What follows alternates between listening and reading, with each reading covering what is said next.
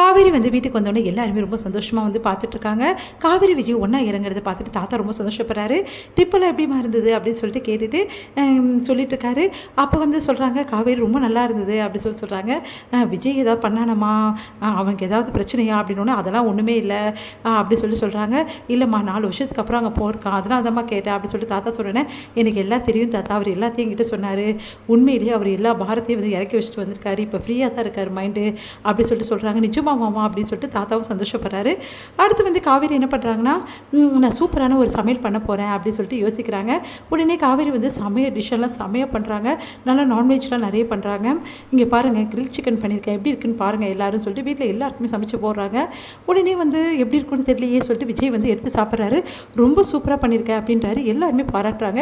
எப்படிமா இப்படி அழகாக பண்ணுற அப்படின்னோடனே, எல்லாம் வந்து யூடியூப்பை பார்த்து தான் சமைச்சேன் அப்படின்னோடனே, அதெல்லாம் பார்த்தேன், உனக்கு தெரியாது அப்போ சமைக்க, அப்போ நல்லா தானே பண்ணியிருக்கேன், டிஷ்ஷஸ் செம்மையாக இருக்குல்ல அப்படின்னோடனே, எல்லாம் நல்லா இருக்குது அப்படின்னு சொல்லிட்டு எல்லாம் பாராட்டுறாங்க. விஜய் வந்து தனியாக நின்றுட்டுருக்காரு. அப்போ காவேரி வந்து வேணுமே கலாய்க்கிறாங்க. என்னங்க எப்படி இருந்தது, நல்லா இருந்ததா சிக்கனு அப்படி சொல்லிட்டு, என்ன நீ அந்த பொண்ணை பற்றி நான் சொன்னேன்னு சொல்லிட்டு நீ வேணும்னே வெண்ணிலா மாதிரி இந்த மாதிரி பண்ணிகிட்ருக்கியா அப்படின்னு சொல்லிட்டு கேட்குறாரு. ஆமாம், நம்ம 2 பேருக்கு 2 குழந்தைங்க வேறு ஆகிடும், அப்புறம் என்ன மாதிரி 2 குழந்தைங்களும் வந்துச்சுன்னா நீங்கள் எப்படி சமாளிப்பீங்க அப்படின்றாங்க. ஐயோ இவ படுத்துறாளே அப்படின்னு சொல்லிட்டு ஓடி போய்ட்டு அப்படியே கதவை சாத்திக்கிறாரு. உடனே சிரிக்கிறாரு. கதவை சாத்திட்டு நினச்சி பார்த்து காவேரி சொன்னது, காவேரி இங்கே சிரித்து சந்தோஷமாயிடுறாங்க. 2 பேருமே ரொம்ப சந்தோஷமாக இருக்காங்க. அடுத்து வந்து என்ன பண்ணுறாரு, விஜய் கிட்ட நிறைய மாற்றங்கள் வருது. காவேரி கிட்ட வந்து சொல்லிட்டு கிளம்புறாரு. காவேரிக்கு பாய் சொல்கிறாரு. எல்லாமே விஜய் வந்து செஞ்சிட்ருக்காரு.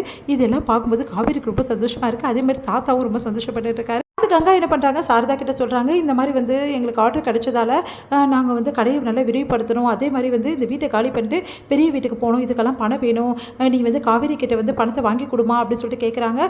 உடனே வந்து சாரதா சொல்கிறாங்க, அதெல்லாம் நான் கேட்க முடியாது அப்படின்றாங்க. அதெல்லாம் தெரியாது, கேட்டு வாங்கி தரணும், சீக்கிரமாகவே இந்த வீட்டை காலி பண்ணி ஆகணும்னு சொல்லிட்டு செமையாக சண்டை போடுறாங்க. அதனால் சாரதா என்ன பண்ணுறதுன்னு தெரியாமல் தவிக்கிறாங்க. இந்த சூழ்நிலையில் இது எல்லாத்தையுமே வந்து நர்மதா வந்து கேட்டுடுறாங்க. நர்மதா வந்து மனசு கஷ்டப்படுறாங்க. இந்த விஷயத்தை எல்லாத்தையுமே போயிட்டு நம்ம வந்து காவேரி கிட்ட சொல்கிறாங்க நர்மதா. அப்போ தாத்தா வந்து, என்னம்மா உங்கள் அக்கா எப்படி பண்ணுறா அப்படி சொல்லி கேட்டோன்னே, பார்த்துக்கலாம் தாத்தா அப்படின்னு சொல்லிட்டு நர்மதாக்கு ஆறுதல் சொல்கிறாங்க காவேரி.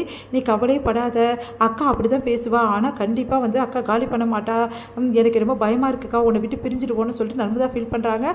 காவேரி அவங்கள சமாதானப்படுத்துகிறாங்க. அடுத்து வந்து காவேரி என்ன பண்ணுறாங்க, ஒரு முடிவுக்கு வராங்க. எப்படியாவது வந்து அம்மா கிட்ட போய் பேசணும் அப்படின்னு சொல்லிட்டு போயிட்டு சாரதா கிட்ட பேசுகிறாங்க. சொல்லுமா அக்கா இந்த வீடு காலி பண்ணுறேன்னு சொன்னாலா அப்படி சொல்லிட்டு கேட்குறாங்க.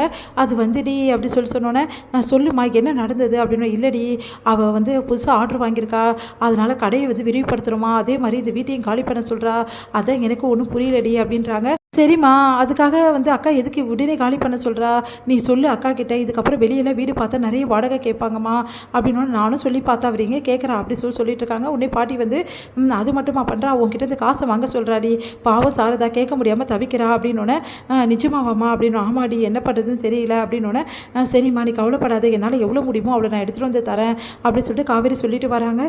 இப்போ என்ன பண்ணுறது, வீட்டில் வேறு இவ்வளோ பிரச்சனை இருக்குது, நம்ம எப்படி சமாளிக்கிறது, காசு எப்படியாவது நம்மளுக்கு வேணுமே, விஜய்கிட்டையும் கேட்க முடியாது, என்ன பண்ணலாம் அப்படின்னு சொல்லிட்டு காவேரி யோசிச்சுட்டு இருக்காங்க. இங்கே வந்து ராகினி என்ன பண்ணுறாங்க, நிவின் கிட்ட போயிட்டு சண்டை போடுறாங்க. என்னதான் நினச்சிட்டு இருக்கேன், ஏன் போய் சொன்னேன்னு சொல்லிட்டு, நான் போய் சொல்லலன்னு சொல்லிட்டு சொல்கிறாரு நிவின். இது